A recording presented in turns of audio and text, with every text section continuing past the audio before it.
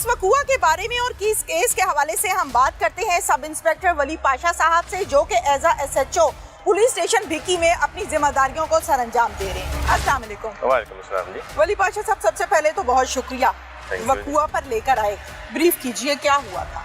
वो ये था कि ये 2022 में चौथे महीने में वो एक नामालूम एक नाश मिली जो एक नौजवान लड़की थी। तो हमें नहीं पता चली किसकी है, क्या इसके साथ हुआ है इंसिडेंट। उसको फायर लगे हुए थे, बजरिया फायरिंग उसको कत्ल किया गया था। यहाँ पे इसकी डेड बॉडी पड़ी हुई थी। तो हमने विद नोट क्राइम सीन को बुलाया, उसकी PFSA की टीम आ गई, उन्होंने अपनी जो जरूरी कार्रवाई थी वो की। ठीक है। अच्छा वली पाशा साहब, हम बज़ाहिर देखें तो ये हमें एक बाग लगता है, बाग है और लाइट्स वगैरह यहाँ पे नहीं है ऑब्वियसली, जैसे कि फसलों वगैरह में नहीं होती है। तो एग्जैक्टली यही जगह थी जहाँ पर डेड बॉडी पड़ी थी और किस हालत में थी? उसपे ठीक उस कपड़े थे, उसके पूरे कपड़े पहने हुए, उसने लाश थी, नौजवान लड़की की लाश थी, यहाँ पे पड़ी हुई थी, लेकिन उसको फायर लगे थे, तकरीबन 4-5 उसको फायर लगे हुए थे। ठीक है। तो डेड बॉडी जब ऑब्वियसली आपको इत्तला मिली, आप फौरन मौके पे आए होंगे, आपने देखा होगा, तो कितने दिन पुरानी थी? नहीं, ये फ्रेश थी, फ्रेश बॉडी थी, तकरीबन ये हार्डली अब समय के 4-5 घंटे पुरानी थी, लेकिन फ्रेश थी ये। ठीक है। फिर उसके बाद क्या हुआ? उसके बाद हमने फिर क्राइम सीन को लिया, क्राइम सीन की टीम आ गई, PFSA की टीम आ गई। उसके बाद हमने डेड बॉडी को उठाया, जो उसके एज पर ला कानूनी कार्रवाई बनती वो हमने की। उसके फिंगरप्रिंट्स लिए, फिंगरप्रिंट्स के लिए हमने उसकी जियो फेंसिंग करवाई। जियो फेंसिंग के बाद हमने उसकी CDR वगैरह ली।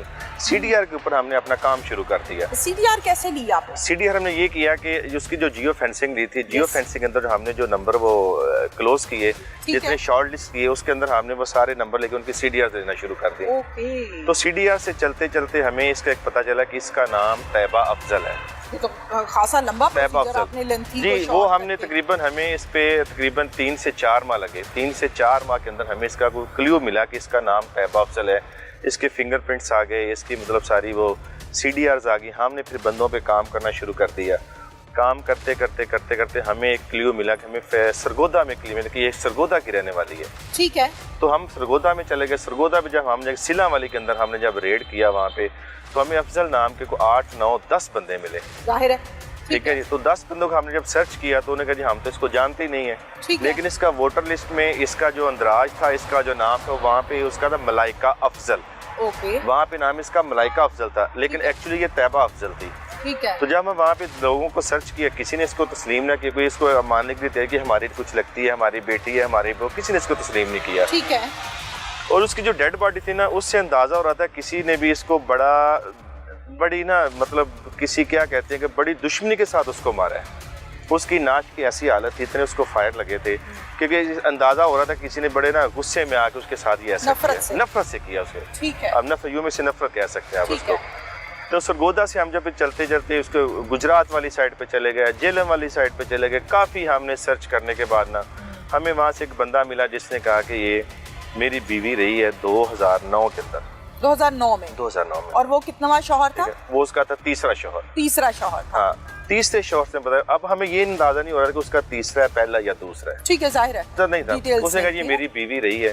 हमने उसको वहाँ से उसको लिया, उससे सारी उसने कहा ये शेखुपुरा के फलां गाँव डेरा निगाह के अंदर रहने वाली, डेरा निगाह की रहने वाली है। ठीक है। हम लोग डेरा निगाह में चले गए। डेरा निगाह में जाके देखा इसका वेर पौधा, हमें पता चला कि इसका नाम मलाइका नहीं बल्कि इसका नाम तैयबा है। ये नाम भी बदल लेती? नाम भी बदल लेती। करती क्या थी कि ये शादी करती थी। शादी करने के बाद वहाँ पे 2-4 महीने रहती थी, पैसे लेती थी, पैसे लेने के बाद वहाँ से रफू चक्कर हो जाती थी। ठीक है। डिवोर्स ली है नहीं ली इसका अपना फील्ड, इसके बारे में कोई कंफर्म नहीं है, क्योंकि आगे जाके शादी कर लेती थी। तब हमें पता चला वहाँ से इंटेरोगेशन के बाद कि ये जो लड़की है इसका नाम तैयबा अफजल है।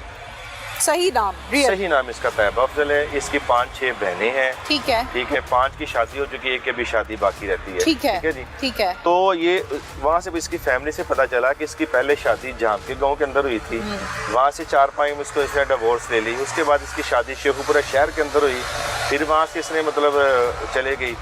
तीसरी शादी इसकी सरगोदा वाली हुई। उसके बाद चौथी, 5वीं, ये जो 5वीं शादी इसकी साथ है वो थी जिशान के साथ। ये जो अभी हमारे पास जो है वो इसका जो कातल है, मुलजम जो है हमारे पास, 6वां शौहर है।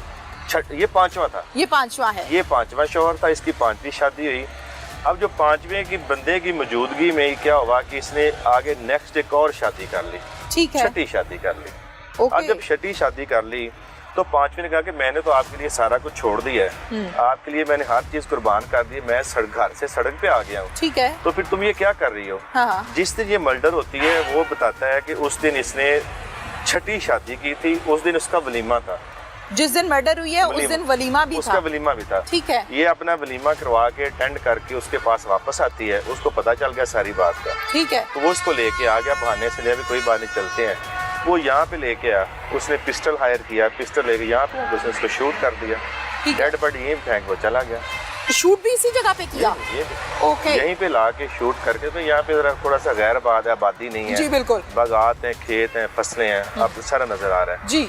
तो ऐसे हुआ। तो उसके बाद फिर हमने वो सारा टेक्निकली हर चीज़ को करते शुक्र अल्हम्दुलिल्लाह तकरीबन 8 माह की हेक्टिक एफर्ट्स के बाद हमने इसको ट्रेस किया है, और अल्लाह ताला के फजल करम से जो उसका कातिल है वो हवालात के अंदर बंद है।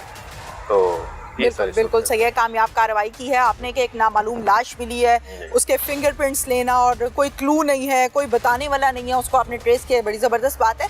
थोड़ा सा इनके फैमिली बैकग्राउंड के बारे में बताइए, पेरेंट्स हैं, बच्चे हैं इनके? जी इसके बच्चे नहीं है, इसके पहले शोहर से एक बच्चा है, फर्स्ट मैरिज में जो वालिदैन जो पहले, वो इसमें से एक बच्चा है, वो बच्चा भी इसने अपने वो शोहर को दे दिया था। ओके। उसके बाद इसका बच्चा कोई नहीं हुआ, ना ही कोई ऐसा कोई हुआ है। ये हमारे कांस्टेबल है अफजल जी, ये कांस्टेबल अफजल की बेटी है, now he is in PS सदर शेखुपुरा एक्टिव है। ओके। तो उनकी ये बेटी है, तो बस ऐसी इसकी किसी ने कार्रवाई, ना उन्होंने इसकी कार्रवाई करवाई, ना इसके शोहर ने कार्रवाई, क्योंकि शोहर राब्ता किया था कि क्या जी हम उनसे मिले, अभी उनको बताया कि आपकी बेटी है, ये इस तरह मर्डर हो गई है, तो अभी वो तफ्तीश का हिस्सा बन गए हैं, ठीक है, तो अभी वो कर रहे हैं इंशाल्लाह। Thank you very much. Thank you. Umar Hayat Bhatti साहब मेरे साथ इस टाइम मौजूद हैं, जो कि सुप्रीम कोर्ट के एडवोकेट हैं, 19 साल तजुर्बा है, और ये तमगा भी इनके पास है कि ये बड़े यंग ऐसे हमारे वकील हैं जिन्होंने बड़े बड़े मुकदमात को न सिर्फ लड़ा बल्कि उनमें अपना नाम भी बनाया।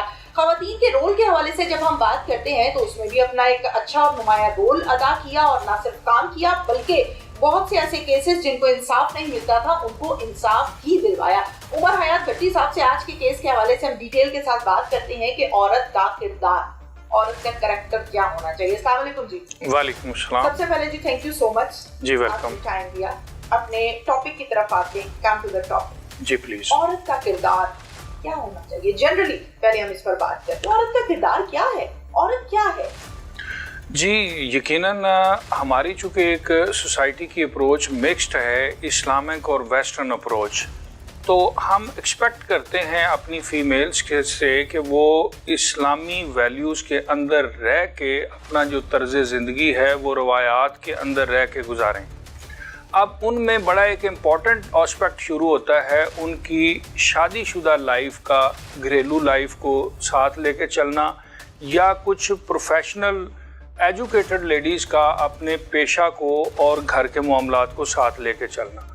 उसमें औरत का जो करैक्टर है, जो उसका किरदार है, वो अप टू द मार्क रहना चाहिए।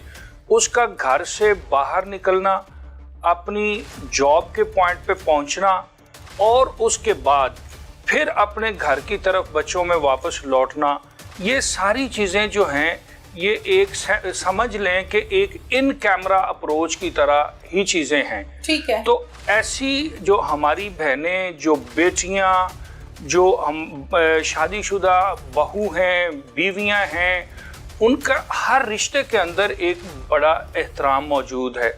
उसको, उस एहतराम को सिक्योर करना चाहिए। ठीक है। उस पे ना मेल साइड से इंक्रोचमेंट होनी चाहिए और ना फीमेल साइड से फ्लेक्सिबिलिटी होनी चाहिए कि कोई उनको इजी टारगेट के तौर पे ले।